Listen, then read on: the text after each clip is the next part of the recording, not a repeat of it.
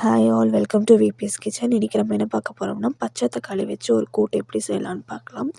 அதுக்கு ஒரு பேனில் வந்து ஒரு கையளவு தேங்காய், 2 வத்த மிளகா, ஒரு கையளவு தனியா, ஒரு கையளவு கடலைப்பருப்பு, ஒரே ஒரு சிட்டிகை பெருங்காயம் இதெல்லாம் வறுத்து தனியாக எடுத்து வச்சுக்கோங்க. நல்லா ஆறுனா மட்டும் வழுவழுன்னு அரைச்சிக்கோங்க. இங்கே நான் ஒரு பேனில் வந்து பச்சை தக்காளி நாலாக சும்மா கட் பண்ணேன். நல்லா ஈஸியாக வெந்துடும். ஸோ அதை கட் பண்ணி அதில் புளி தண்ணி விட்டு கொஞ்சம் உப்பு, டர்மரிக் பவுடர் போட்டு நல்லா கொதிக்க வச்சுக்கோங்க.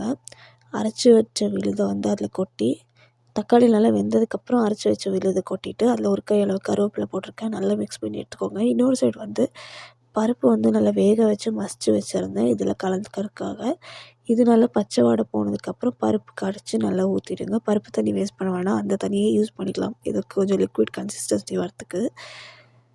அப்புறம் கடுகு தாளித்து கொட்டிடுங்க. அவ்வளோதான், ஈஸியான மெத்தடில் தக்காளி கூட்டு ரெடி.